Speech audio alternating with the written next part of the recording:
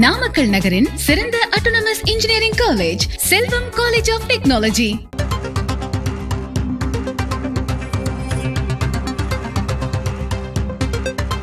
அண்மை செய்தி. டெல்லி முதலமைச்சர் கெஜ்ரிவால் மற்றும் ஆம் ஆத்மிக்கு எதிராக என்ஐஏ விசாரணைக்கு துணைநிலை ஆளுநர் பரிந்துரைத்திருக்கிறார். அண்மை செய்திகளாக பார்த்து வருகிறோம். அரவிந்த் கெஜ்ரிவால் ஆம் ஆத்மி மீது என்ஐஏ விசாரணை நடத்த டெல்லி துணைநிலை ஆளுநர் சக்சேனா பரிந்துரைத்திருக்கிறார். விவரங்களோடு இணைந்திருக்கிறார் செய்தியாளர் கணபதி. விவரம்.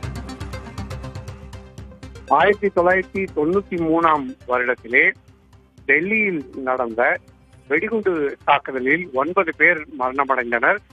இந்த விசாரணையில் புல்லர் என்பவர் கைது செய்யப்பட்டார். இவர் பஞ்சாப் மாநிலத்திலே பேராசிரியராக பணிபுரிந்தவர்.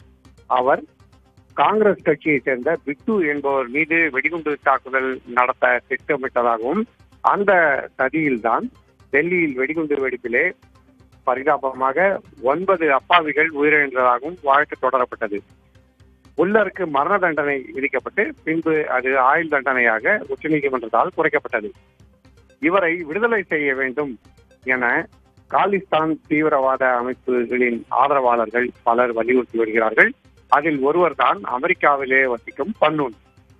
இவரை கேஜ்ரிவால் ரகசியமாக சந்தித்ததாகவும் இவர் மூலமாக $16 மில்லியன் அளவுக்கு ஆம் ஆத்மி கட்சிக்கு நிதியுதவி பெற்றதாகவும் குற்றச்சாட்டுகள் எழுந்துள்ளன. இது தொடர்பாக பல்வேறு விவரங்கள் டெல்லியின் துணைநிலை ஆளுநர் சக்சேனாவுக்கு அளிக்கப்பட்டிருந்தன. அவற்றை பரிசீலனை செய்த அவர் தற்போது உள்துறை அமைச்சகத்துக்கு ஒரு கடிதம் எழுதியிருக்கிறார். அந்த கடிதத்திலே இந்த குற்றச்சாட்டுகள் உண்மையா என விசாரணை நடத்த வேண்டும் எனவும் அந்த விசாரணையை தேசிய பாதுகாப்பு முகமை நடத்த வேண்டும் எனவும் வலியுறுத்தியிருக்கிறார். ஆகவே காலிஸ்தான் தீவிரவாத ஆதரவாளர்களுடன் அமெரிக்காவிலே அரவிந்த் கெஜ்ரிவால் சந்திப்பு நடத்தினாரா, அவர்கள் மூலமாக ஆம் ஆத்மி கட்சிக்கு $16 மில்லியன் அளவுக்கு நிதியுதவி கிடைத்ததா, இதனால் தான் புல்லரை விடுவிக்க வேண்டும் என்கிற நிலைப்பாட்டை ஆம் ஆத்மி கட்சியும் வலியுறுத்தியதா என பல்வேறு கேள்விகள் எழுந்திருக்கின்றன. இதற்கு விடை தேட வேண்டும்.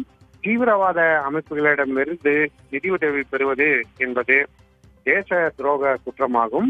ஆகவேதான் இத்தகைய தேச விரோத செயல் தொடர்பான குற்றச்சாட்டு இருப்பதால் ஆம் ஆத்மி கட்சி மீதும் அரவிந்த் கெஜ்ரிவால் மீதும் விசாரணை நடத்த வேண்டும் என டெல்லியின் துணைநிலை ஆளுநர் பரிந்துரை செய்திருக்கிறார். அரசியல் ரீதியாக மிகவும் பெரிய தாக்கத்தை விளைவிக்கக்கூடிய நடவடிக்கையாக இது இருக்கிறது. கார்த்திகா, கண்டிப்பாக தடை செய்யப்பட்ட காலிஸ்தானி பயங்கரவாத அமைப்பிடமிருந்து மில்லியன் கணக்கான டாலர்கள் அரசியல் நிதியை பெற்றதாக டெல்லி முதலமைச்சர் அரவிந்த் கெஜ்ரிவால் மற்றும் ஆம் ஆத்மிக்கு எதிராக என்ஐஏ விசாரணைக்கு பரிந்துரைத்திருக்கிறார் டெல்லி துணைநிலை ஆளுநர் சக்சேனா. விவரங்களை வழங்கியமைக்கு நன்றி கணபதி.